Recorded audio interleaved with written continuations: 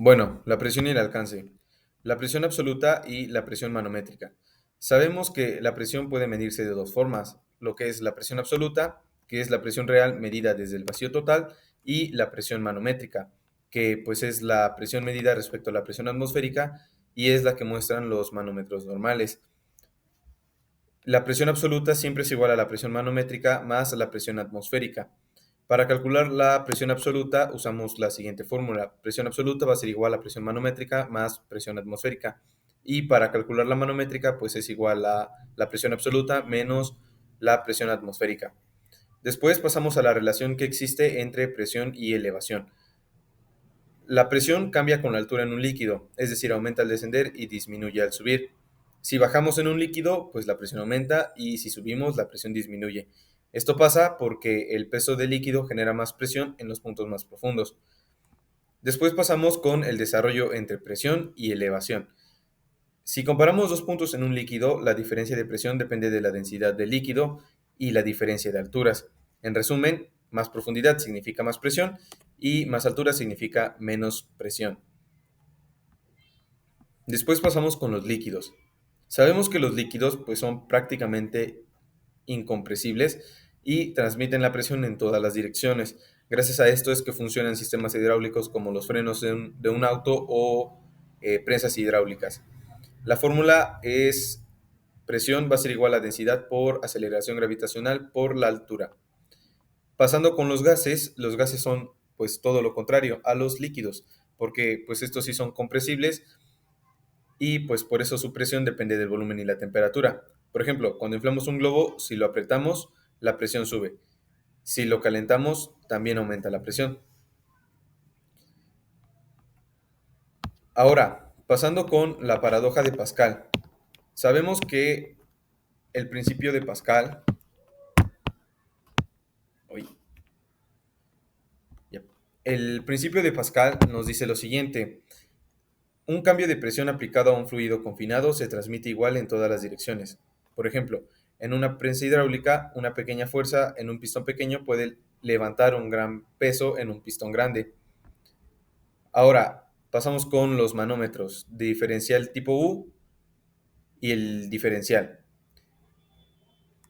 y incluso el de pozo y el de pozo inclinado.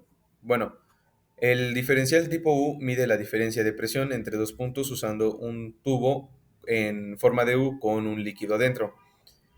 Ahora, el de pozo pues es parecido al de tipo U, pero un lado es más ancho para facilitar la lectura. Y el de pozo inclinado pues tiene el tubo inclinado para medir con más precisión precisiones pequeñas. Ahora pasamos con el barómetro. El barómetro pues sabemos que es un instrumento y el más común es el clásico de mercurio que mide la altura de una columna de mercurio en equilibrio con la atmósfera. Ahora, dentro de los barómetros tenemos también los transductores de presión y de tensión de tipo LVDT y el de piezoeléctrico. Sabemos que un transductor de presión convierte la presión en señales eléctricas. El de tensión mide la deformación de un material. El de tipo LVDT pues es el que mide el movimiento de un émbolo. LVDT significa transformador diferencial de variación lineal. Y pues en este la presión mueve un émbolo que se traduce en un desplazamiento eléctrico medible. Y ahora el de piezoeléctrico pues utiliza cristales piezoeléctricos que generan una carga eléctrica al aplicarse la presión. Continuando con el resonador de cuarzo, pues el resonador de cuarzo, bueno, más bien en el resonador de cuarzo la presión cambia la frecuencia de vibración del cuarzo. Está basado en un cristal de cuarzo cuya frecuencia. Y también sabemos que en el resonador de cuarzo pues es muy preciso y estable para mediciones exactas. Ahora pasamos con la presión expresada como una columna de líquido.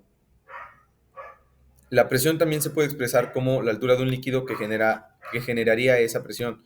Por ejemplo, una columna de 10 metros de agua produce casi un bar de presión.